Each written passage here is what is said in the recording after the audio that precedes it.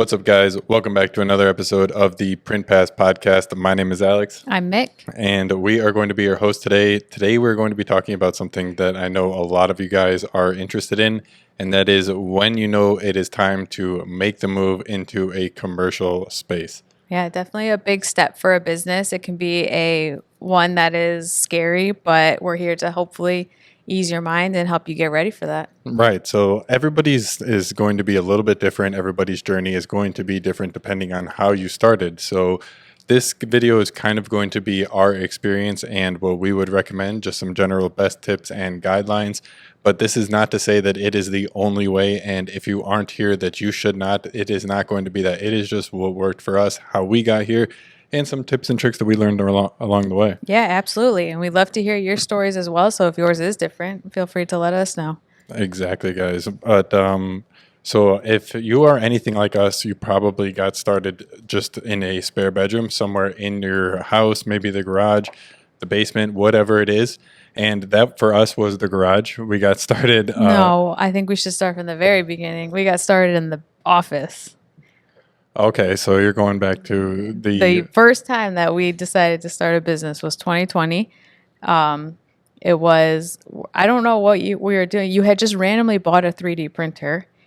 They're cool, yeah. Yeah, and you were making rockets with them, and we were like, we could sell these. And so you listed them on Etsy, started an Etsy store, of course, in like 2020, sitting at home, you're not working. And then we took a road trip in 2020, and I had a hydro flask, and I told Alex, I wish there was a way that we could put this in the cup holder and not have it rolling around. Yeah, because, I mean, for some reason, hydro flask didn't already fit in normal cup holders in cars. Yeah. A thing that you're supposed to bring with you, but everywhere. Whatever. Okay. And then he said, okay, well, I have a 3D printer. Let me take the measurements. Took the measurements, found a file, created it, and then we used it on the trip. And I told myself, this is a really good product, and listed it on Etsy, and it blew up. Yeah. So that was all in the office space, but quickly, because we actually had gotten some BuzzFeed articles written about that, quickly we were outgrowing that. We had to get more 3D printers. This was way before our transfer business and everything. Yeah. So we didn't even know what a transfer was back then. So we moved out to the garage. Not even the whole garage. What was it? A half of the garage. And well, it started off as a quarter. I just had a table set up with a couple 3D printers. It was just a couple 3D printers, a table, maybe a desk. And then he was like, well, I think we can do screen printing. Well, if you guys have seen a screen printing press. No, that's not it. Well, what happened? Vinyl. Oh, yeah. We went and bought the Cricut. Yeah, so we bought the Cricut. We got a heat press. Yep. And then it wasn't. It wasn't vinyl first, because remember we printed the concert shirts. No, it was definitely vinyl. And then we're like, this sucks. There's got to be a better way. And then we're like, what is this screen printing with concert shirts? What are you remember you had the one with The Weeknd and Travis on it? It was like a picture. We were printing out pictures. That wasn't vinyl. Oh, yeah. Those were oh, man. That was really early printing. Those were inkjet printer transfers. So you would just print out print out an image or whatever on the transfer paper, and then heat press it out there. Yeah, I forgot all about that. And then we got into vinyl, and then we got into screen printing. We did it all, and then we got into vinyl, bought the Cricut, spent hours weeding designs. Then we bought Alex said, okay, screen printing. So we went and bought we didn't even buy a big one. We bought the one blue press. I'm sure some from Amazon. Yeah, I'm sure some of them know what I'm talking about. The blue single head press. And we were like, this isn't going to work. So we spent hours printing. We have videos of this stuff. So we should make a throwback on our channels, because it was just so cool. The first time you could see that I even pressed or pushed the ink through the screen. I was so cautious. I was going so slow. Yeah, I remember that. You were literally you could cut the tension with a knife. You could literally sense it. And you were like, it's okay. But I can't even describe the excitement that we were having after we did that first one. We lifted up the screen and saw that. So cool. Oh my gosh, that was insane. I'll never forget that first screen print. Yeah. Yeah. It's just I just did this in seconds. And it was a really cool design. And then we did it because we did it for your mom on those bags for the farm that the weekend. cherry boom boom one, The logo. She was the white first cherry boom boom one. bags. Yep. And then, so we had the half of the garage. Well, then we were like, okay, this little press, one, it's not stable. It's moving around. You can't get a good print. And at that point, we had listed on Etsy the screen printing business and all of that. Still nowhere near transfers. And then we started getting clients, and it was like, okay, well, we need to buy a legit press. So we bought which one is that? Yeah, you went and found that on Facebook. We found like a great deal. It was like we paid $4,000, and the guy was just basically selling all of his stuff. So he sold the press, all our starter screens, like everything. Man, that's a really good story that we should maybe tell one day. What we were going to do, like the whole story of how we bought our screen printing press. Oh yeah, because that day we were literally about to drive to Alabama. Do you remember that? Yeah, it was. We spent probably you spent like 3 days going back and forth with this guy in Alabama. Settled on a price, and we were like, all right, I guess we're gonna rent the U-Haul. We had already had a U-Haul rented. That morning we got onto Facebook, and someone in Houston, like 20 minutes from us, had uploaded the same press, but like all this extra stuff with it, like to get us started for the same price as the Alabama. And the guy was in Houston. Yeah, and he was in Houston, and we messaged him, and he was like, yeah, you can come get it today. So we already had the U-Haul printed ready to go. So we packed on, went on in, and got it all. He was super nice. And then he actually like helped us load it up and everything. Him and his wife. Yeah, him and his wife. And yeah, so we brought that into the garage. So that took up, at that point, we had moved to a whole half of the garage. We put like a tarp up to still have one half completely open. Yeah, we had like that press is like 85 inches wide. So we had to fit that in the garage. And then we were only doing it with half of it. And we had the plastic sheet up. And it was like, you don't want to be breathing in the chemicals either, like all of that. So we got those holes drilled in the wall. So we drilled 2 big holes in the side of our house. And then what brought on? Oh, so then after that, so we got the press in. That's half the garage. And then we said, okay, we're set for a little bit. So about a year, maybe not even a year, maybe 6 months later, we were still getting schools, still like growing. And then we were like, well, let's dive into like live screen printing. Oh no, we bought the laser. That's a whole nother venture. Bought the laser, which again, that was just something we had to try, I feel like, because it was in our heads and ended up not working. But I mean, do you remember at least for me, how it felt is each time we moved into one of these different spaces, it just felt like it was so much room. We had so much space. Much room. And it was like, what could we fill it with? And all these ideas started flooding in. And then that would last for like 2 weeks, and then we'd be back to, we need more space. Yeah, because that's what happened. So then we moved to the half of it, and then it was like, oh, there's so much room. We bought a laser. Okay, now we bought a laser, put in there. Well, we need more room. Okay, well, let's sell the laser because we don't want to take the business in that way. And then we said, well, let's do live screen printing. So we went to a couple events and bought another. But the forehead Ryonet, four color, one station Ryonet press. Yep. And we said, okay, we'll use that to also start screen printing. And then at that point was when we started okay, transfers. What are transfers? What can we do all of that? And at that same point, at that same time, we had taken over the office still. It was completely stocked with T-shirts and boxes and shipping stuff, 3D printers. Yeah, do you remember we had these cabinets here, and we had all of them are scattered around the room. We had like 3 of them in the room. It was full of shipping supplies, bins, everything. We had that room packed. And we had the half of the garage. Well, then on top of that, just side note, we had the embroidery in that room too. So we were like up to our ears. About the embroidery. And then we had bought that one. So at that point, we were like, okay, we can add more. We took over 3/4 of the garage. So we pushed the tarp back. Alex made his office out there. I took the office in the room so that we could do embroidery. We were basically just like putting ourselves in little corners of these places to try to work. And then it was like, have you heard of DTF? And then I was like, yeah, we can't fit that in here. Yeah. We thought about it. We were like, where could we put it? Could we take over the rest of the garage? Could we do, and it just wasn't at that point scalable to have a DTF printer and a screen printing and all of that. And also on top of it, the power It was. We were already at the max. We were already at the max house. power, yeah. Because like we had like 200 amp service, so we had the washer, the dryer on the house already, plus all of this, like the actual dryer that we had for our house. Yeah. Plus the dryer for the screen printing. That thing was huge. That was like a 40 amp circuit. And on top of it, we were working in such tight quarters. It was like you couldn't move because you would like move around the press to like get to that or move around there. You would whatever the fumes were in there. I don't because even you're know in how many times I like hit my back on Yeah. the press or something, had, like, ink. bumped into it. Yeah, but you ink. walk across and have ink slide across your back. And like we're nice people, but when your neighbors like when the fumes would get bad, we would open the garage. And of course, like people are so nice, but they're so nosy.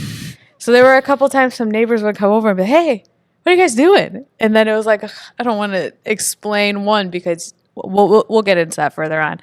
But it just became okay, we need to separate home and work, which is another thing just to also do really well, I think, because things were overflowing into the house. Yeah. And it was like we are up to our ears in work. So we quickly found this spot I don't know. I mean, you looked for a while, I feel like. No, but I looked for a while. Well, you looked and then we wouldn't look and then you would spend some time looking. And then at the point of the DTF printer, it was like, it's time. Like we have to, if we're going to do this, we have to get out. So we found this place, moved in within like a week. Again, something that we should have. We have all these clips of us moving in, seeing the place for the first time. We were so excited. Yeah. I mean, and of course, it's literally. We didn't want to leave. Well, I think the main driving thing for us was that we wanted to hire an employee. Yeah, We just weren't really comfortable having an employee come to our house. And that too. That was, we were ready to hire someone. Is he going to use our bathroom? Like, I don't know. Pet our cat on the way in. That was another thing. If we want to hire an employee, where are they going to eat lunch in the house? Like, are we all going to sit at our kitchen counter? Like, how's this going to work? And yeah, it was just good to get out. So we got out and came here, and that's such a happy time to think about because we were so excited. We went and signed the lease, and then we were instantly like, let's go over there. And we just came over and we like sat and brainstormed where we were going to put things, how it was going to go. And then we got to show your family, and that was really cool. Remember the floor plan that I was making on the iPad? Yeah, you had your little iPad and pen, and you were making the floor plan. And then it was like, we got to show people. And then it was like, this is our new warehouse. Like, it was just like so exciting. And it was, of course, scary because then you're like, okay, well, I'm taking on a bigger responsibility. Now I have rent. Yeah, now I have rent that I have to pay for and make sure that I can keep it afloat. So yeah, not just a little business, a little side hustle that I'm doing to bring in some extra money. Now I got responsibilities. Yep.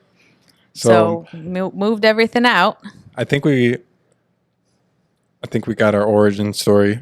We've been, all that to say, we have been in the position of working from the home, working in the house, working like everywhere. So I think have some good tips on when to move. I think suffice to say that starting in the garage, starting with a spare bedroom, an office, just something that you already have, using what you have to get started. I think that's probably the way you would recommend, right? Oh, for sure, because you're already paying rent and you're already paying for that space.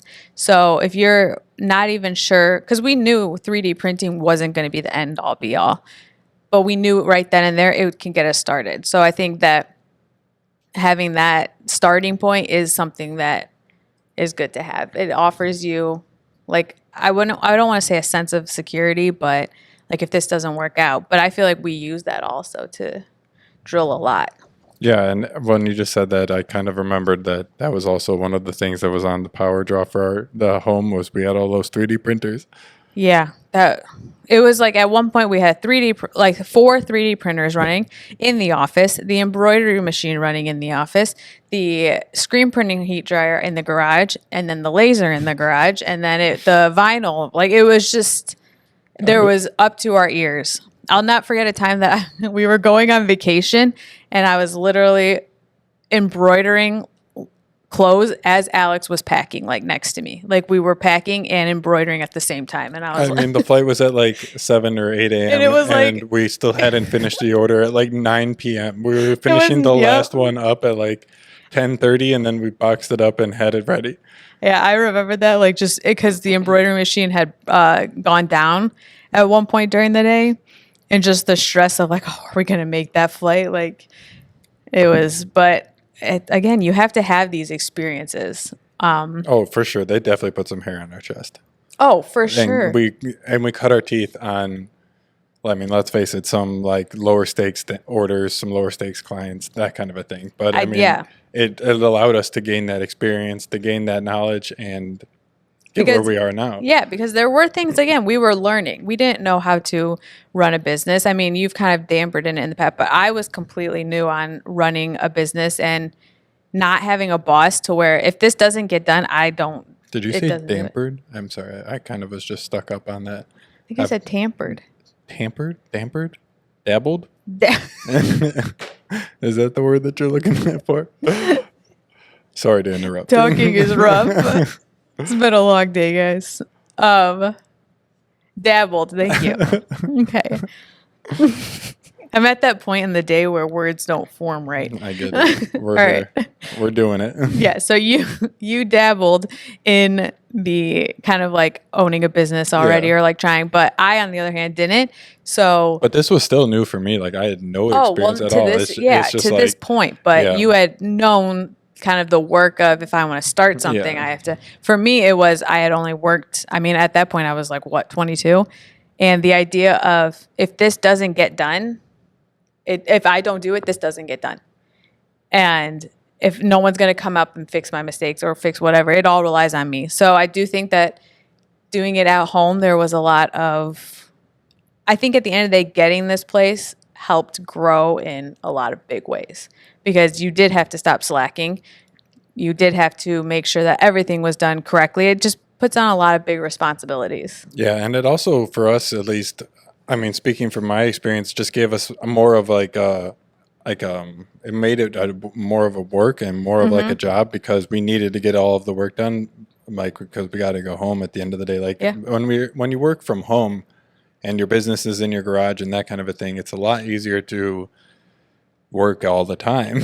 If you finish dinner, all right, I'll just hop on over to the garage. I got a couple things on my computer to do, and then you wind up it's 11 o'clock. Or not work at all. That was a problem a little bit at the start for me. Like working it was nice because like people would pay orders, but then it's not good when you wake up and you're like, I'm going to spend my day, like have a nice slow morning. And then at that point it's 12 and you're like, oh, I got to work. And then at that point the cat comes up and she wants attention. And then you're like, oh, it's like, you lose so much track of time when you're working from home. Even now I tell Alex, like if I want to have a super productive day, I need to be out of home because I don't want to have distraction of like, I want to go read a book, or I want to go sit on my bed, or I want to go watch TV or hang out with my cat. And so I think having a place where you can go, you're like, all right, it's time to work. Yeah. Really helps. And I think for us, when we were doing our business out of the house, like everything was everywhere. So we didn't have that ever. Oh, we never had just like a nice spot, like a desk to work. Yeah. Like, to be honest, everything was just always everywhere. There was never a clean surface where we could just like set up and get some good work done. It was, Yeah. yeah, because then we moved. If you guys have seen our vlogs, you see the shelving units, and like Alex was just saying, those shelving units were like all in the garage. They were all in the office. And they were just piled with stuff. So it was not. It's nice to have. That was even a big thing when we were looking at places because we were like, could we do just warehouse? But no, we needed an office space. You need a place to just brainstorm, basically. Okay, so start with the garage or a spare bedroom. Got it. But if that is not an option, what if you're in an apartment? Is there any other like alternatives that you would recommend? So something that we also looked into, which it wouldn't fit our needs, but if you have a different kind of business, is places like public storage or Yes. like what are the other ones? Storage. CubeSmart, I think they storage do units. Yeah, those the like kind of storage unit, like offices or Yeah. whatever. Yeah. Those can work. I've even seen people do like public storage, like the actual storage units, but I see them on TikTok. Wait, for running their business or Yeah, I living see them out on TikTok all the time. You go look it up. It'll be like, I'll show it to you later. It's people who are like, head in with me to pack some orders, and then they like lift up a door of the public storage, and it's like a desk inside, like a space with all this stuff lined on. They just rent a storage unit, and then they work inside there and keep their supplies there and everything, and then they package. I mean, I guess that's all right. I mean, I'm sure that It's just not probably isn't like against the terms, like because I've seen like if you've seen those people who like live in them. Yeah. I don't think it's against the terms because a lot of these people don't actually work there. They just work from home and then they go package there. So like they have their shipping. They use it as a shipping facility, basically. Okay, so yeah, well, that's not what we were referring to. No, there's with that. actual offices. Yeah, it's like you can rent like a 800 square foot office, and then it's like the storage unit or whatever. But I think the main problem we were running into was the power requirements. Well, right before we found this place, Alex was so done with looking at spaces. It's the worst. That we almost signed a lease that probably would have been the biggest mistake of our life because one, it was like through an office building. Do you remember this one? Yeah. And they were like, you'll have access to the meeting rooms and the kitchen and all that stuff, but you're sharing it with other businesses. And it was like, okay, whatever. But then they took us into the warehouse, and it was probably like, what, half the size of ours now? It wasn't a warehouse. So, yeah, you're not doing nearly enough justice to it. It was one of the ones where they have a giant warehouse, like a 40,000 square foot warehouse. And then they divide it into like 40 different 1,000 square foot units. And it's just like cubicles. Like it's just big cubicles in there. But that's not what we were in. We were like in the basement of this place. Like, and the ceilings were like literally like 8 feet. I'm not even kidding. You guys also see how like it gets in here with like the heat radiating from that. Can you imagine being in there? You can't open. There was no door. That only door into the basement was the entrance that we came into, which was a door. There was no air conditioning down there. There was like nothing. And then we were also thinking, how are we going to get all our supplies here? Because we would have to take the press through this long like hallway. But again, we were signing on, like we were about to do it. And then you found this place. But that's a big tip too. Don't settle on like, if you're having to make any big adjustments, like for us, it was, I guess, like, or sacrifices, I would say, like air conditioning in Texas is big. Yeah, for us, but that wasn't even a big thing. But that wasn't even the big, we were like, we'll get fans. That wasn't even a requirement. The things that we were like, we need this were access to water and an exhaust. Yeah. And the one in the basement did not have an exhaust. And we were about to settle on trying to make it work. Yeah. That would have been a big issue. Yeah, that's a great tip, actually. Yeah. I would definitely make sure that you write that down because this one over here he literally told me that day, I am so done looking because you had been looking for a while. And he said, I'm just done. We'll take whatever. And well, I think the problem that I was running into is that at that size, like 1,000, maybe even 2,000 square feet, if you can make that work. But like at 1,000 square feet, there is not much out there. Like it's just, and people don't take you seriously, and they don't return your calls, their emails, like they just goes through. It's tough out there. And I don't know if we've ever talked about this, but we do live about 30, 40 minutes from our place. We live in the suburbs. That stuff, the rent in the suburbs is insane. It is. A place like this would cost probably triple the amount that it costs here. I think that might be where we live, but I'm not sure like every single suburb. Maybe not every suburb, but if you live near there. The rent out there is like just awful. Because we are just in like Houston basically, and there were places, but rent out in going that way. Yeah. Yikes. Because we've looked when we were looking earlier last year, we were like, this is insane. Like it's just, yeah. So, but what I think is funny and kind of just touching on what you said is that when you are like at that 1,000 square foot range, they don't, like the brokers and whatever, they don't like treat you with respect. They don't take you seriously. They might not return your calls, emails, all of that kind of thing. But what I noticed really hard is when we were looking for that spot the last time, like we were in like the 3,000 to 4,000 or 5,000 square foot range. They returned instantly. Bro, they were on it, right on the money. So like, I remember Just try and deal with it. It would be like, because just be nice, be courteous, and try and get them to reply. and also they might not, if you tell them that you're like, yeah, I think it does go down to because they know the kind of businesses are kind of smaller at that point, because we had one that we called him every day Oh my for God. like 2 Waylon, weeks. if you're out there, Waylon, zoom in. If you're out there, Waylon, We called him every day for 2 weeks and he would not return a phone call. And Alex would tell him like, yeah, we're just starting out, blah, blah, blah, like all this stuff. And in the message, he would be like, we just want to get some quotes. Didn't call back. We had your dad call him and leave out that information. Guess who got a call back that same day? screw that guy, man. That place would have been awesome. But that- that's the place still has a for lease sign up like 3-4 years later. Freaking So Waylon. Waylon is not doing his job right. But yeah, so just like make the most out of what you have currently. If you do have a spare bedroom, fill that thing to the brim. There's We no sure as hell did. there's no rush. Yeah, there's no rush. Like squeeze that grape for as much as you can for as long as you can before you have to. Because I know it is a very shiny object that you just want to reach out and grab so bad.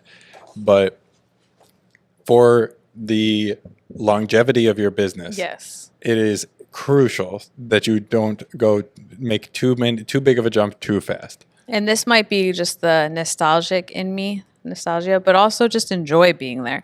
Because I look back at those times, like we were stressed and we were like, we're ready to get out of here. But it was some of the most fun times for us also, because we were building something new. We were trying something new. Our whole lives were changing, basically, like the root of our jobs and everything. That's So what I was just listening to a podcast with Alex Hormozy today, and he was saying that like you don't the most fun times that you remember aren't going to be like the times that you left work at 3 Yeah. p.m. got out a little bit early. Like that's not what you're going to remember. You're going to remember the times that you stayed late, ordered a pizza, and then you got it done and you didn't leave the office until like 2 a.m. or whatever. That's what I was literally thinking about, because the night that we were talking about we embroidered till it was much later than you said. It was about, I would say, maybe midnight. I was embroidering and Alex was like, I'll be right back. And I was stressed because I was like, these aren't going to come back. We were leaving for a week and these things weren't coming. Like I was like, they're not going to be done by the time we leave. I just want to be in like my vacation mindset. And Alex came in the door carrying Whataburger. And I will not forget that he got me a strawberry shake. And I just remember we finished the job at like 1 and we sat down to eat, and it was such like a relief, but it was such like a fun time. Like then we were like, we're going on vacation. We accomplished the job. So I get that, because that's still a very high memory in my head. But at that time, Michaela was going to have an anxiety. That's how it always is. Like in the moment, it's awful, but when you look back on those awful moments, those are some of the best times. It's like growing pains, but it's pains that like you will look back and be like, man, like that was just, you're growing your business. I try to remember that now when things get rough. No doubt. But I think kind of on the subject of growing pains, another just reason to try and stay at home is like you've been saying, we commute 45 minutes here every single day. And there are if days the that traffic's worse, yeah. there are days like last weekend, we were here until 11:30, and then you get done at 11:30 and you're like, oh, I got to drive 40 minutes home. So it's nice when you don't have to commute. But The commute to our office in the garage was a minute, and there was the traffic on the way there was the cat. and she was very in the way. But that's like, it's something that we're like, we didn't even think about. Like it was, we want that place so bad. We need an employee so bad. We need the space.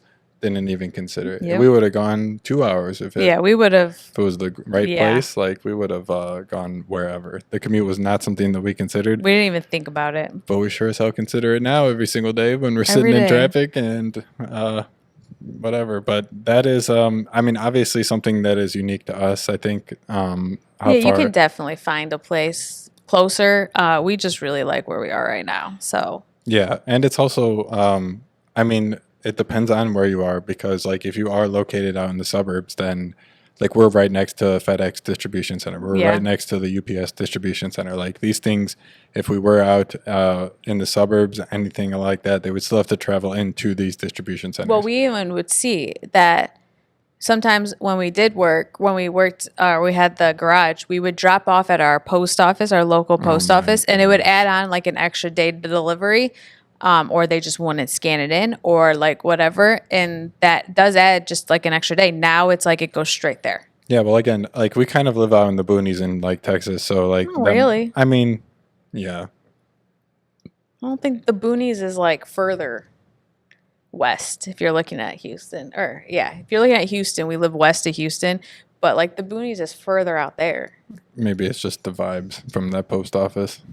Oh, well, yeah, that's where you're getting to the boonies. Yeah. we had to drop off at the boonie Yeah, post that's office. what I'm saying, but we man. didn't live in the boonies. Yeah. But okay, so let's get to the topic of this show. When do you think it's time? When is it time to make the jump? Basically, this whole time we've been saying don't do it until you absolutely need to. And that really just is, I mean, commercial renting is so much different than what people are probably used to with residential renting. Yeah. Like residential renting, if you get a good landlord, things can be all right. I mean, I think that nowadays that's getting harder and harder to find a good landlord, but everything going on. But at the end of the day, if something goes wrong with anything in the building, that's one of the nice things apparently about renting for like residential is you just call your landlord and it gets fixed. Yeah, here with industrial and commercial, you have to fix it. Yeah, so which was something that we were like, oh, like we just didn't know. Didn't know that. Yeah, that age I kept on seeing that thing where it was like NNN. What the heck is Yeah. that? And so that's like triple N cam rates or whatever they call it. And it just essentially means you are completely and utterly responsible for the unit. Anything that happens to it, your responsibility, and that is all completely written into the lease. Yep. So that's just something to consider as well. It's not, again, we haven't had anything big happen to where we had to. We've been here for what, 3 years now? I think the worst is we had our air conditioning go out and we had to pay that person to come out. But other than that, I don't think it's something to stop you from getting a place. Just keep it in consideration. Right, yeah. And like, I mean, I can't speak highly enough about our landlords. They are amazing. But I get if you also get a bad landlord that they might make it a little more complicated for you if you have to get For something sure, fixed yeah. or Like you think you know a bad residential landlord? I Yeah. can't even imagine a bad commercial landlord. Like you would just be bent over, man. And well, even like when we were looking about a year ago, just at like seeing other residential, if we needed something big or commercial and we needed something bigger or something like that, we would walk into a place and it would be in like, we saw this one that was like in complete shambles. Guess who was going to be responsible for paying to fix it? Us. So we were even thinking like, why would we want to do that? Why would we sign on a lease for a bigger place and then also have to repair the whole place? Yeah. And then, so if something For a went, building that we don't own. yeah. So you're going to get to keep that, all the changes I make with my pocket money. Yeah, I mean, they do have the tenant improvement and whatnot, and you can negotiate that when you sign the lease. But when we were doing that, lots of landlords were quite resistant. Yeah, we were quite shocked at that. Because one of them we looked at, it was literally like a great deal because when we walked in, it was in complete shambles. Like there was nothing.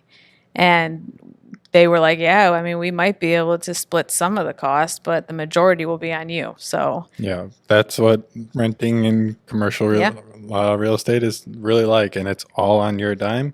It's your responsibility to fix it. I mean, outside of like, I think like major structural issues to the building, it is going to be your responsibility to fix it. So yeah, because there has been some stuff in our building, like the gutters, they'll fix that. Like we had an issue with one of the gutters was like shooting down and it was causing the units next to us to have water coming in. They ended up fixing that. The parking lot in our unit was terrible, filled with potholes. They ended up fixing that. It was a funny story. We thought they installed cameras because we came one day and there was like 4 signs that said under supervision, like all this stuff. So we were like, oh, they install cameras. And then we were like looking around, we're like, where are they at? And it turns out one of our neighbors just went and bought Amazon went and bought those on Amazon and just put them up to try to scare them. No, not the cameras. To clarify, not the cameras, just the signs. She bought just the signs and put those up. She was like, I asked her, I said, yeah, I saw that they did that. That's so nice. She goes, oh no, I went on Amazon and bought those signs. And she goes, I just thought that maybe it would try to scare some people away. I mean, security is deterrence. So, and that's what she said. She said, I have a camera that's pointing out, and we have one, and I think that some of the other units have one as well. But it was just, yeah. But they did fix the parking lot. So there are some things, I think, like you said, structural, that they'll probably fix. But if it's something happens in the unit, like the air conditioning, stuff like that, we'll be responsible for it. yeah. So I think if we had to boil down to one singular reason as to why we needed to move out, like how we knew it was time, I think for me, I would definitely say it was the employee. But I think other thing that was weighing on us was our electricity needs in the house. I think we were just at the point, for me, it was like, yeah, an employee, but we can make it work with the two of us or stuff like that. But I think the biggest thing for me was there's no way we can scale anymore. Right. We can't bring anything else in. I can't even imagine one of these in the garage. Yeah. So it's just like, yeah, we can sit in the garage and we can have this little tiny business and it would be great. Or we can move and be able to scale our business to where we want it, to be able to venture into DTF transfers if wanted. It just gives you more of there's only so much you can do. Yeah, and we'd already started selling the DTF transfers, and it was like we were doing numbers on those DTF transfers, like, and it sucked because we were outsourcing all of it.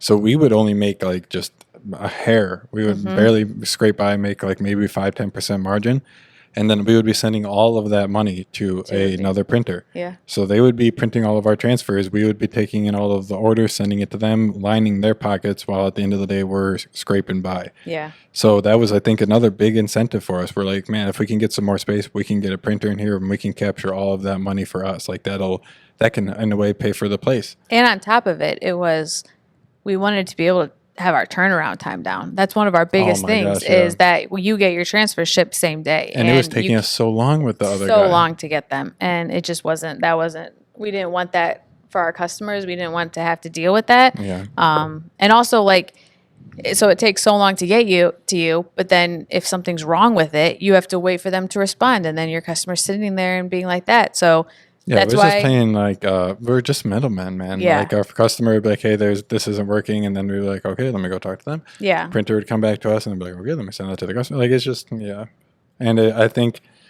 I mean, for me, we were still doing that thing with the manual screen printing press, and my back and wrists were done.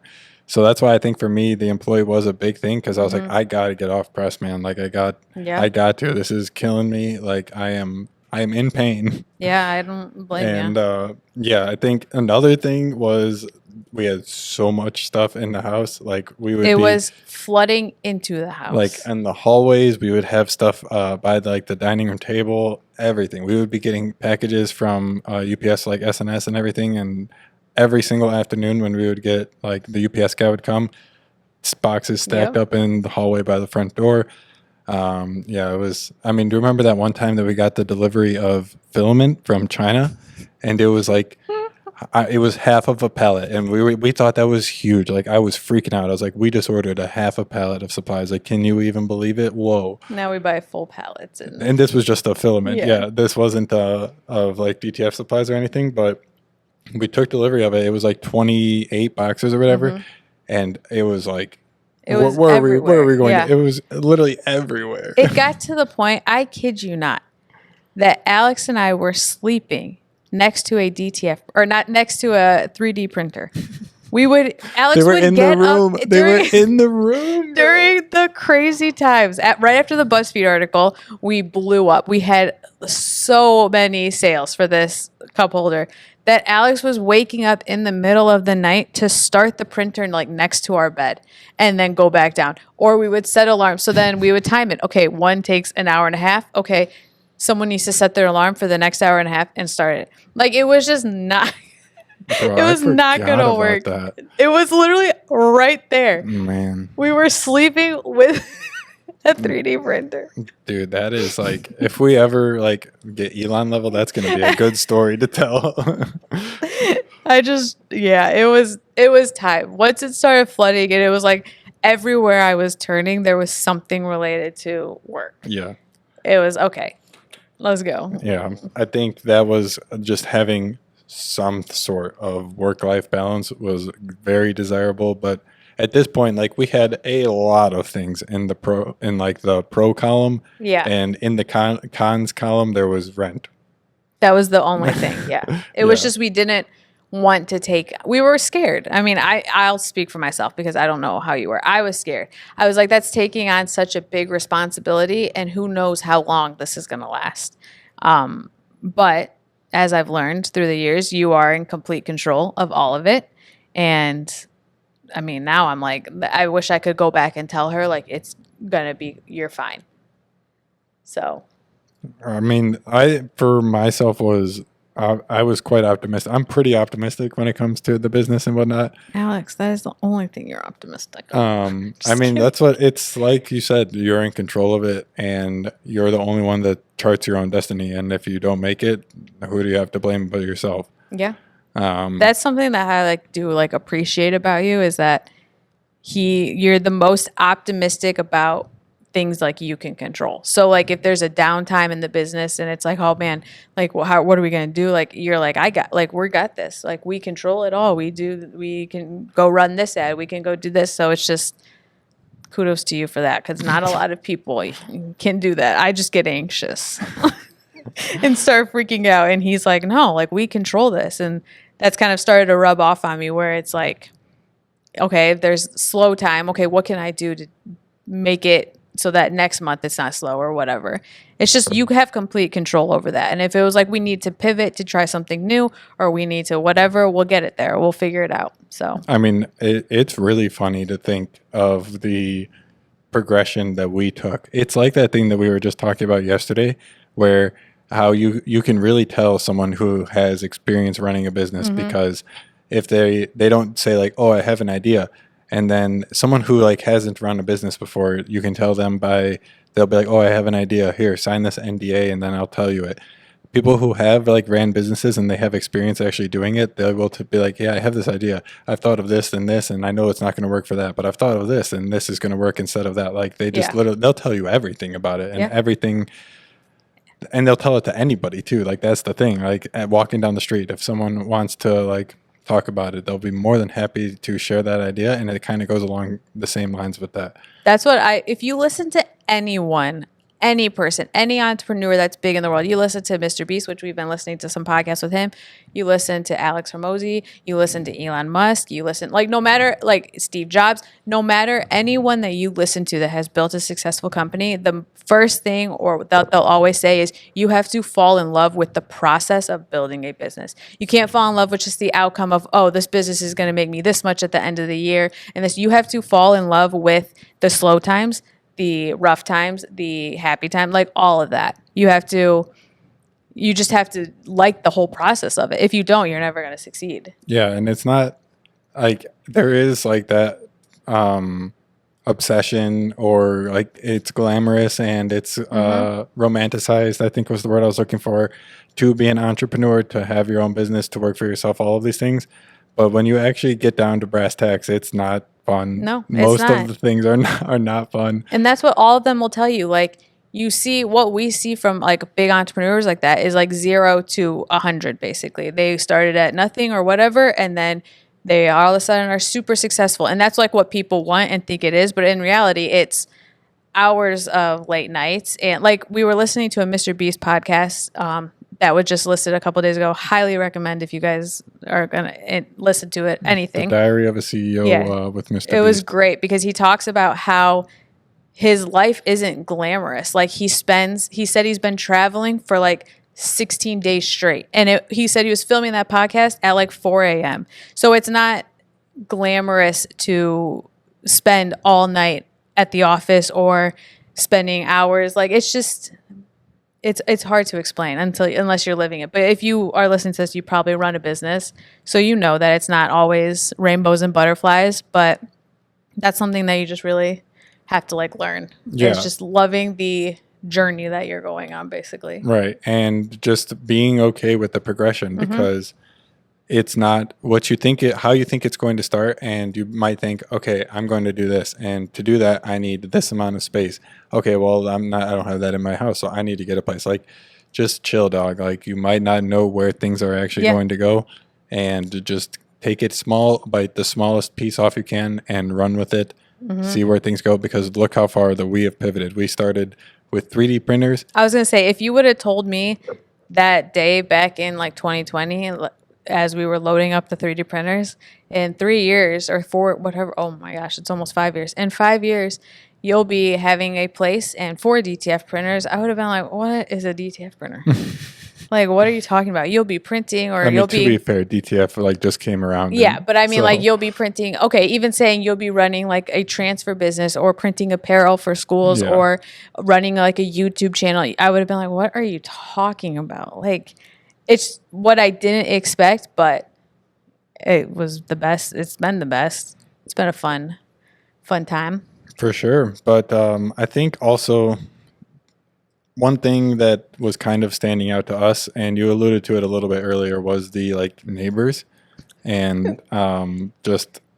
I mean, again, everyone is different. Every neighborhood is different, but HOAs out in where we live, I was about to say it, but they're pretty strict. Like, you can't, some of the neighborhoods around us, you can't do fireworks there. Like, they ideally don't like you.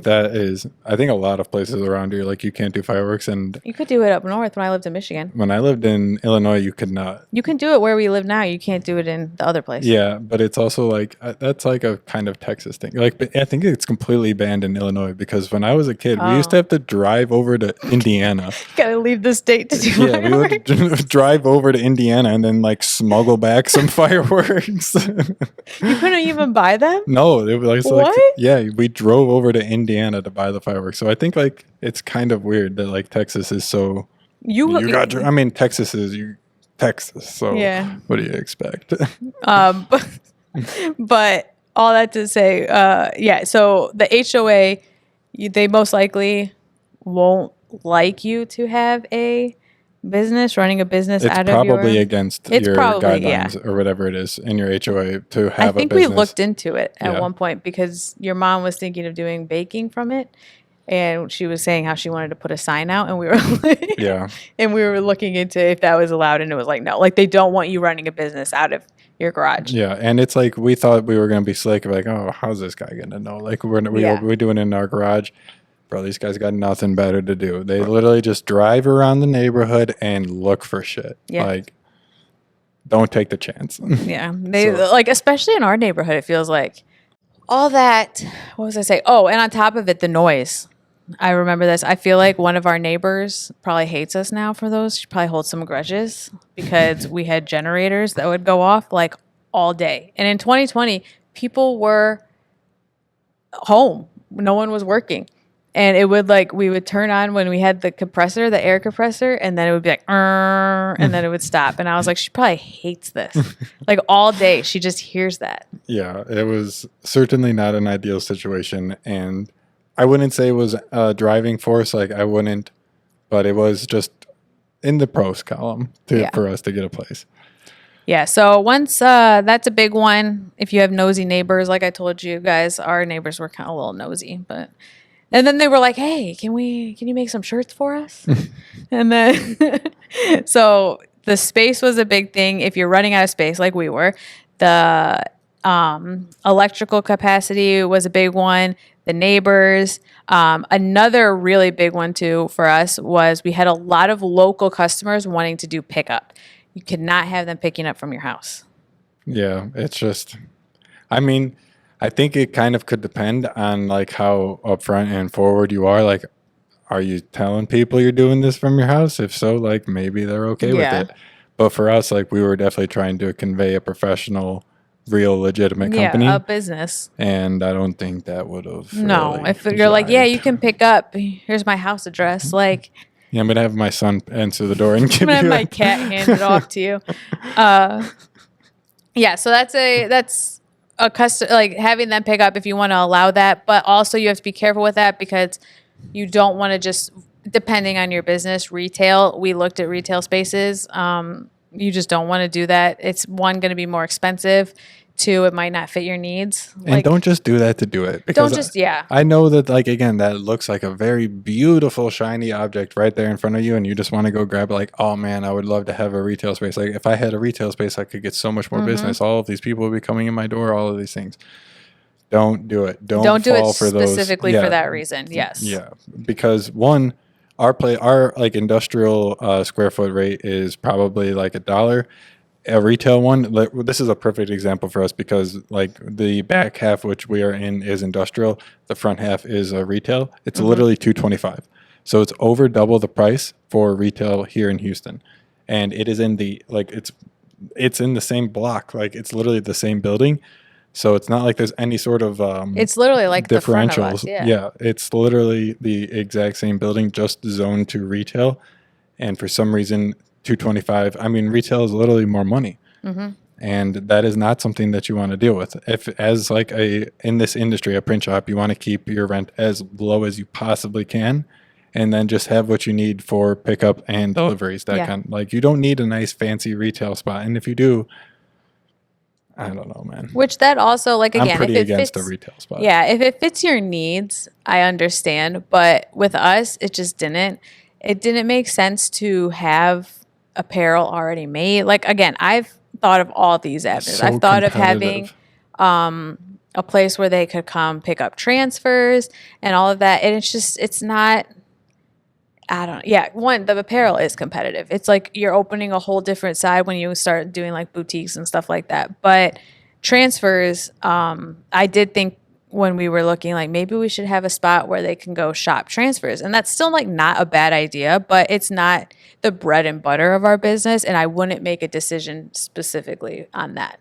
And I think it's, Fact. I actually saw like that one company here in Houston. They do it, I think, a pretty cool and interesting thing where they have, it's kind of like a workshop. So like, like you can go in there and reserve a room that has a heat press, like a plotter, a cutter, all of these things. I think you can take classes. That's but you can also like reserve it. Like if you don't have those things, you can go in there and do your stuff. So you got to print some T-shirts or whatever. You can reserve that room and do it. Yeah. But then they also have those computers in there. Did you see those before? They have like 4 or 5 computers, and you can go in there. Like they have Photoshop on there, Illustrator, all of those things. So you can, like, if you don't have those programs, go there, do your stuff, place an order with them. Like, it's smart like idea. That's a cool idea. I mean, I would add that on. It's just one, we're not well employed enough to have people dedicated to just helping those people, because while those customers are great and that idea is great, those are going to be hand holders. Those are going to be, I don't know how to do this. How do I crop this? How do I make this size? Like all that. I mean, let's face it. What size are those average orders going to really be? Yeah. So I think that that's a good idea if you're just like, if you're already established well enough and you can just basically have an extra side of it and you have enough employees for that. That could definitely inch up your revenue maybe a good bit, like maybe up to 10% by capturing all of those people. But by doing that, you're going to have to spend a lot. Like those are going to be costly orders in terms of customer service support because of how much hand-holding you're going to have to do with them. So, and on top of it, where we are right now, this is so, like, it sounds so like conceited and narcissistic to say, but my time is better spent on other areas of the business than to help someone that comes in. Now, if they call me and I'm helping them walk through it and all that, that's great. But someone that's coming in and is going to need my help to actually like upload their file and updo this and this, that's going to be, my mind's just going to constantly being like, I could be doing this. I could be working on this. I could be working on this. And that sounds bad. But like you said, those customers aren't the biggest part of our business right now. Yeah, but that is definitely something personal to us. And a decision that we've consciously made. We can definitely maybe add that as, if you have people specifically for customer service, I'm all for it. That's their whole job, is to just help. But when I'm a founder and trying to grow a business, my time is better spent doing something else. Yeah, that sounds so bad. I mean, it is what it is, because you're completely right. At the end of the day, you have to do what is best for the business. And is spending an hour with this customer who's only going to place a $48 order, they're going to order one 22 by 60 or whatever, and they'll have all of their stuff. They'll leave you a great review. I mean, that is, for what it's worth, that might be valuable because you do get that good review. They might go and tell their friends and so on and so on. So I could see that strategy paying off. It's just something that we have consciously made a decision to focus on something different. I could see it paying off, but then that, like you said, that's going to be a costly because they go tell their friends and their friends are going to come back and need help with that. So it is going to become someone's full-time job to just like help handhold those people. Yeah. So I think the lesson here is that there is lower hanging fruit. There are customers who already have everything ready to go. If you can try and capture them, that will be a lot more fruit for your labor. Yeah. And as a starting business, you need to make sure that because your time is so valuable, you're the only one who can actually do things, because you probably can't hire an employee. Like if you're at this range right here and you're trying to make the decision about getting a place, you're really you're doing everything in the business you are doing. You probably don't have any employees because you're doing it from your house. Like you're still thinking about getting your place, all of those things. And spending time on what could be a whale, spending time on a small fish when you could be out hunting a whale is just something that you really have to consider and weigh. Which was a big thing for us too, just a side note, is we had to kind of step away. Like we've kind of gone back to it a little bit now, but from Etsy in that terms of that was a lot of small whales or small fish, whatever you want to call it.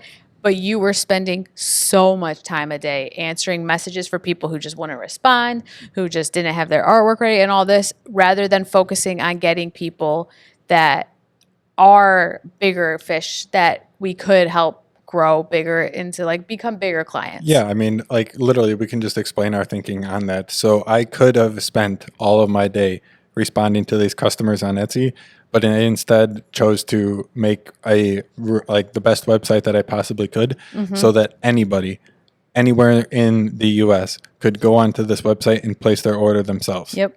So rather than having a literal limit to how many orders that we could possibly place, I then opened it up to an unlimited number of orders. We are only limited by our production capacity. And we're not on someone else's platform that's going to take money out of our pockets and stuff like that. Another great thing, yeah. Yeah. And I also realized going on Etsy and stuff like that, a lot of people aren't serious. Like if you're a business owner, you know the meaning of like hard work and like going the extra mile to make something happen. But a lot of people, like you would just send them your email, and they wouldn't email you. Like that would be the last you hear from them because they don't want, like, that's too hard. Or even sometimes people will call and say, I want to place an order. And I'm like, okay, yeah, let's just upload your file. Well, that's too hard. I don't want to do it on a computer. And I'm like, how are you planning to heat press these if you can't upload the file? Like, I get that people are technologically challenged, but if you're complaining already, then we're already at that point where this isn't going to go well because you're already complaining to me about step what? Imagine when you get the transfers and realize that you have to follow instructions. Right. So that's a whole nother topic of like, it's okay to not take every single client and every single job. And we had to learn that as well. Find what works best for you, but don't make decisions on your space regarding that for those small fish. Like don't think, oh, I'm going to get a retail because I have these people that want to come and purchase one t-shirt and they want to purchase like a cute mama shirt or a cute family reunion shirt. And then you never hear from them again. So if you make those decisions, you're setting yourself up for failure and then there. So I think that for us, we thought to ourselves, we want to get big clients. We want to work with schools in the area. So we don't need that retail front. We need a space that we can basically, a warehouse. Yeah. And it fits our needs perfectly. Yeah. I think that was definitely something that we knew going into it. And I think for us though, like just being real, the cost factor was a pretty big limiting thing for us as well with the retail space. Like we just really couldn't afford that. I think back now, we probably would have taken, if one had come along that was like the right price, a retail space, because we were so anxious to get out and to like, That's what I'm saying. It's such a shiny It object. is. Like you see these people on TikTok with these beautiful retail shops and they talk about like it looks so good and it's so glamorous. and it does. But if it's not going to work for you, then you're setting yourself up for failure. I mean, we can literally look back and use our own experience. How many of those people who we saw on TikTok in 2021 are still around right now? Yeah, exactly. Alex and I have a talking side note about these businesses that we just are seeing on social media that blew up and now are just closing left and right. And it's because, like, one, you take on, maybe that should be another topic we talk about, but yeah, you can't. I think people make the jump too big. I think it's just bad, and you're going to take something that doesn't fit your needs, it fits you for that moment. So you're making apparel. Like for us, we were doing apparel and vinyl. If we would have bought a retail space, we would have probably been out of business as well, because there's so many shops. I can go buy graphic tee from Walmart. Like there's so many shops to pick something from. But we basically were like, we need a blank canvas. We don't know what we're going to do. So Yeah. So I mean, that's doesn't and- always have to be like, sorry to interrupt you, but No. like aesthetics. You don't have to have aesthetic. I told Alex when we walked in this place is not cute. I have been getting you on that. Like it has been a slow burn on that because when we first started, it was like everything should be beautiful. Like let's make it look all pretty and everything. And then we got here and you're like, okay, like let's just try and make it look nice and all of these things. And I was like, oh, okay. And now it's just like print shops cannot look nice. Like you just admitted it. I remember we were just talking about this the other day, because when we showed your parents, your dad was saying how he wanted to paint the floors. I think he would have been so mad to see how these floors look now. It would have been bad because, one, it probably would have been chipped by this point, but two, like you just can't. You can't. Not the printing area. Our office space, I like that it's kind of aesthetic with the plants, and I got Alex to get plants and stuff. I mean, it's a difference between being clean and looking good. Yes. You can have a clean print shop. Yes. Can you have a print shop that looks good? I have yet to see one yet. I mean, actually, no, the actual production area still doesn't look good. No, you can have out. That's what my goal is, to like have areas and like that look good, but the actual production, there's no way it can. Yeah, like I think it's I've seen some shop tours on the Printavo YouTube channel. Check those out if you guys haven't already. Some awesome content. But I think it was, damn, I can't think of it.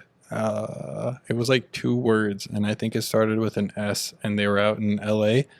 But yeah, they have like a beautiful print shop. Like the front like office and kind of showroom area is like all glass windows, and it's like 40 feet high. Like it is beautiful. But then you go into the production area, you got the autos, you got the cables coming down from the ceilings, the airlines, the boxes stacked to the ceiling. Like it's a production area. I mean, look at this thing that's hanging from our. Yeah. I mean, ideally, like, of course, one day as we grow, like, we want something like that where you can have nice areas where people can come in. Because we do have people stop by here, and they're like, can we come in? And I'm like, you can step into the office, but like, one, I'm not having something fall on you and you sue me. Yeah, no, the insurance company won't let it unless you're trained to come back here. Yeah, so that, but also on top of it, like, there's nothing back there. Like, it's literally a production place. I think people are just real curious about these. But subscribe to the YouTube channel if you'd like to see more behind the scenes. yeah, that's what I tell people. If they're like, oh, I just want to see how it works. Okay, here's the link to my YouTube. I film videos. You can see all those. But you can't have a aesthetic. So that was something that we fought on for a little bit. But guys, I was young. All right.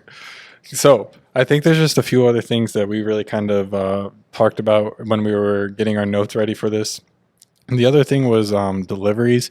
I mean, You kind of touched on that. yeah, because like if you guys are growing, you're going to want to get more stuff, and you're going to want to get some equipment that doesn't come via a box, UPS or FedEx. So you might get stuff that comes like LTL truck, a full truckload, whatever it is, I maybe can't even FedEx freight. imagine getting that pallet of ink and powder we just got sent to the house. Yeah, because like our driveway had a 15% grade, and that would not have been fun. But like that would be nice. Obviously, having like a what is it called, grade level door, that is a huge plus. And maybe even one so that you could like take deliveries out of the semi like right away. You wouldn't need a lift gate or anything.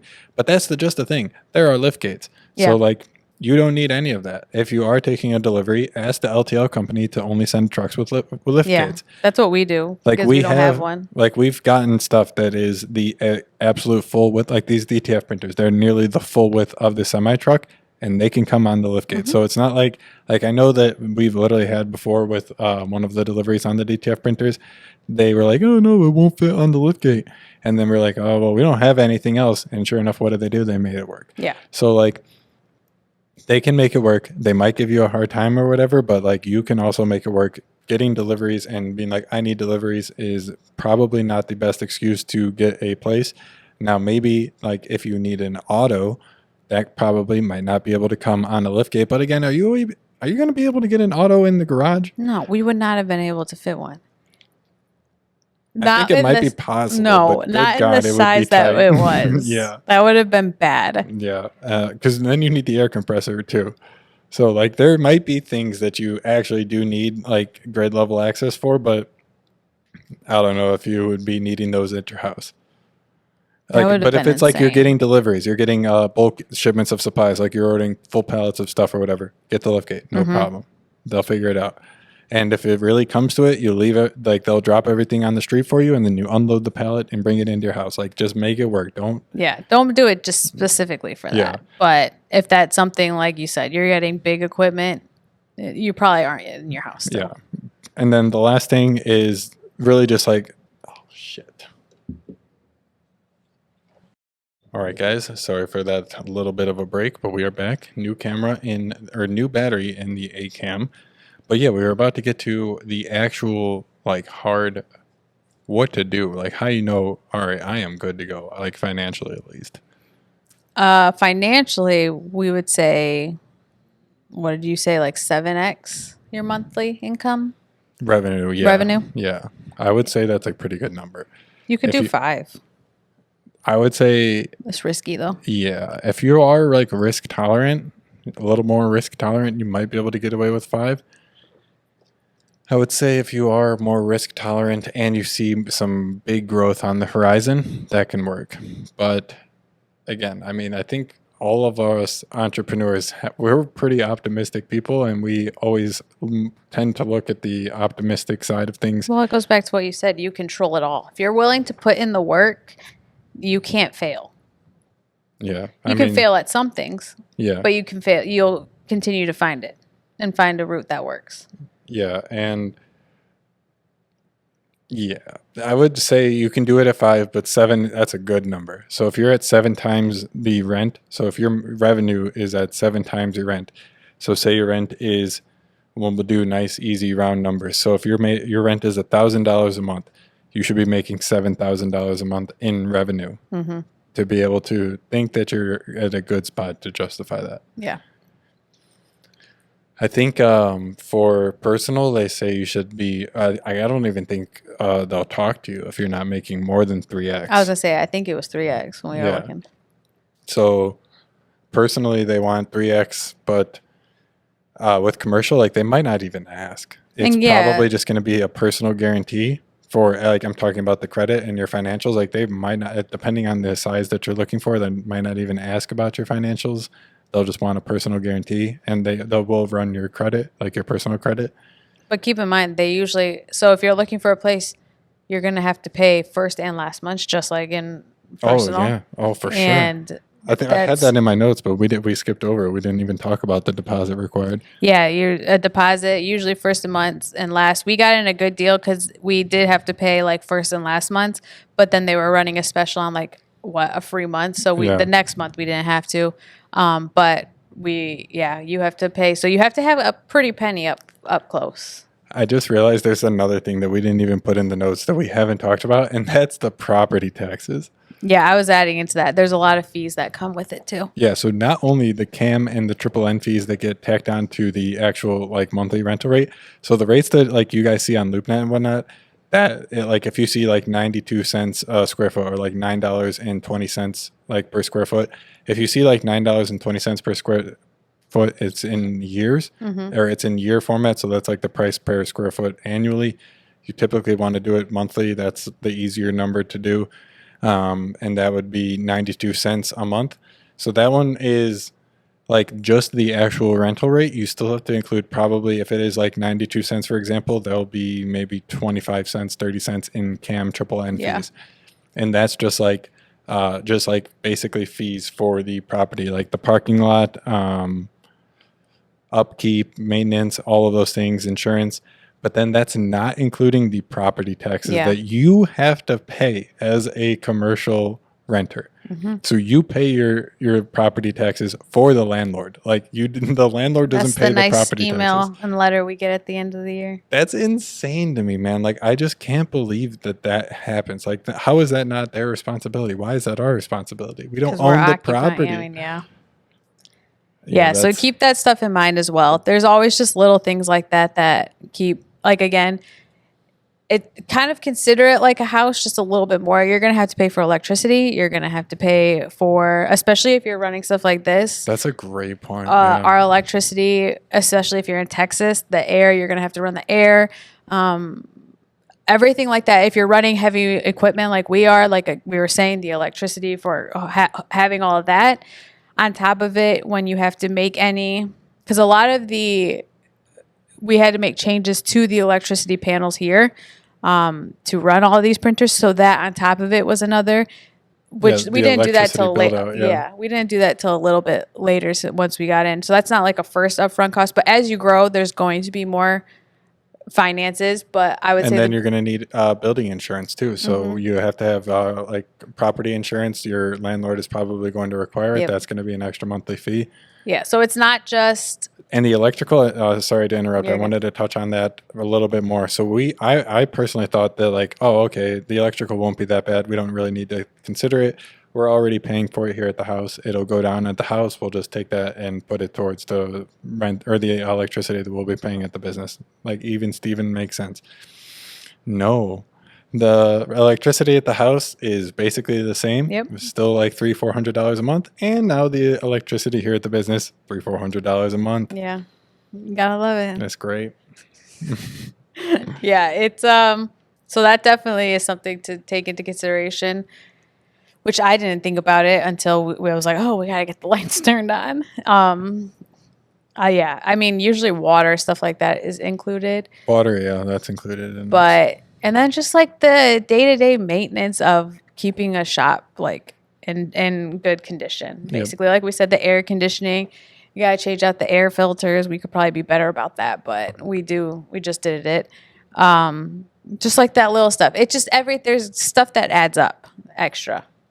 Yeah, there's so much stupid things that like when we were working out of our house, we could just use the same thing at our house or whatever. But now it's like, okay, we need to get the business one, like one to have at work and that kind of a thing. And Yeah, it was.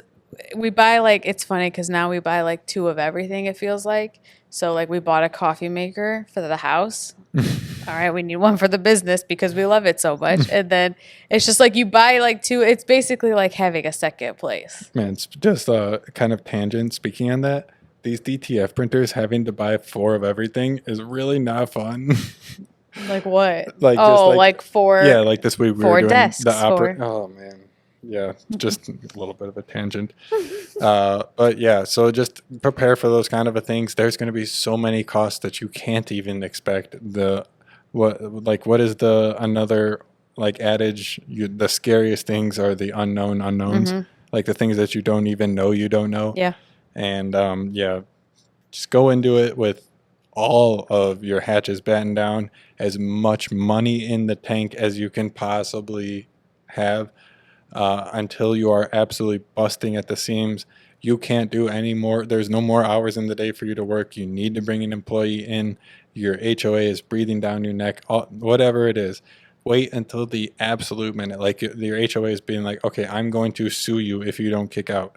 or if you don't stop running your business, maybe at that point it would be time. Yeah. But if you're just getting like Steve's coming and knocking on your door, giving you a hard time, try and deal with it a little bit longer. Just try to hide it a little bit more. I don't know. But yeah, all of these things to say, running a business is extremely difficult. And also, just on a side note, a lot of businesses, you have to sign on for 2 years at least.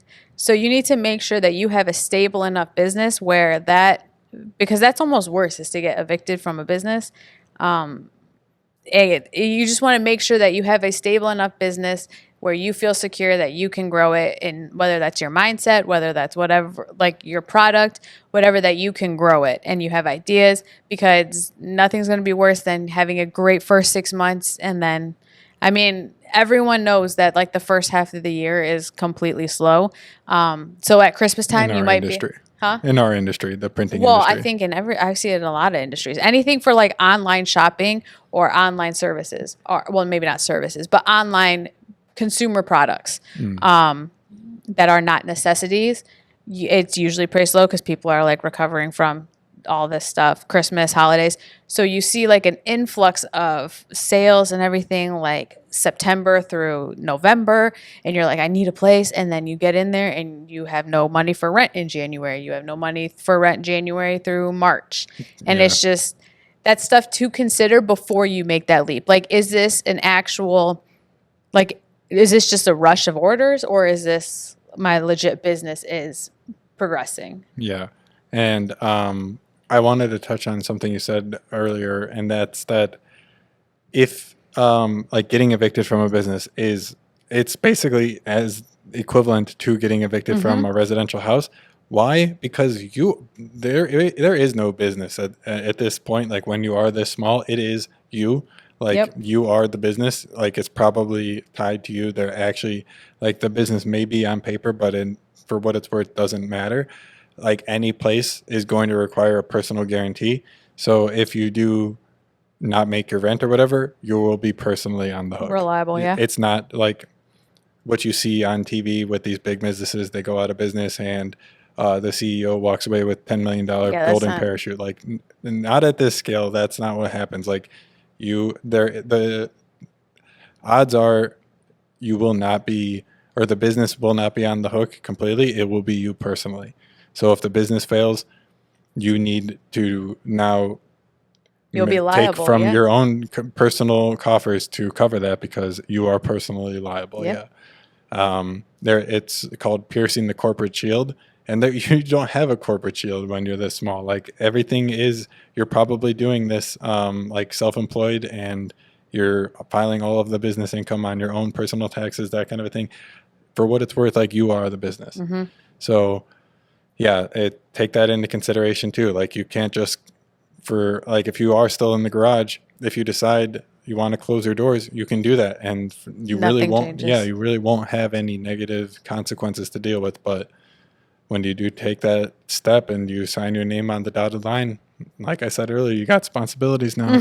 You just have to be ready. And it sounds bad because I feel like this whole time we've been talking about like trying to tell people not to get a place, but really it's just getting a place when you're ready, because people jump the gun so fast because they see videos or they see whatever. I don't think anybody needs to be told to get a space, because it is that shiny object. So it's like everyone wants one already. Like that's like that's a good point, is that people are usually looking and being like, well, I think I'm there, I want there, but it's setting yourself up for failure if you do it too early. Too soon, But just be patient, keep your head down, work as hard as you can. And when you generally feel that I can't do anymore or whatever, then it's time. Like you can move on. But I think a lot of people who are ready to move on know when it's the right time. Like you just know. You have a kind of a gut feeling as well.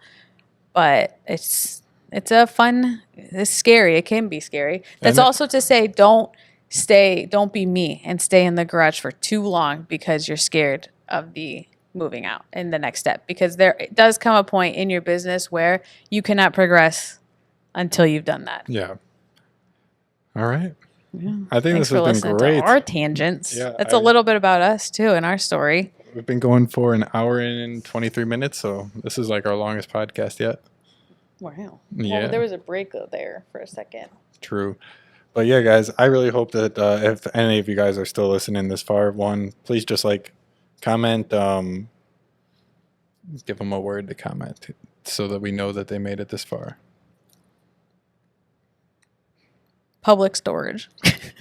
Public storage. So comment public storage if you guys are watching this on YouTube. I'll know you made it this far in the podcast. These are like pretty big commitments for us. Like we just spent the past like 2.5 hours working on this, not including our scripting and notes time.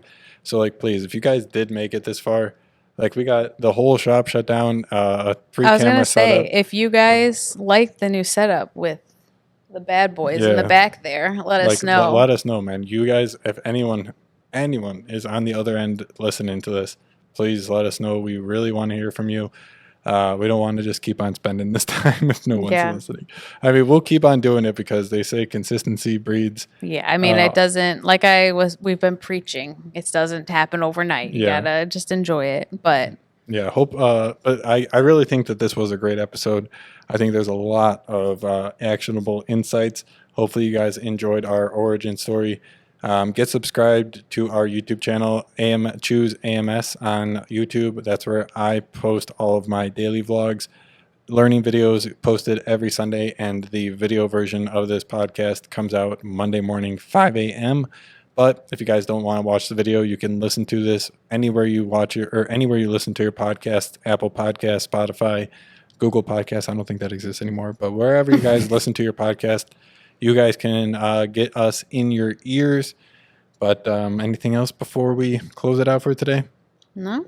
All right, guys. Thank you so much for watching. Let us know if you made it this far. Hit the subscribe button if you're watching on YouTube. Leave us a review on iTunes or the Apple Store, whatever it is. That helps us get in front of more people. Those really go a long way. So if you guys are listening on like Apple platforms, a review or rating, shout out. But all right, guys, we're going to end it here. I'll see you guys in the next one. Bye.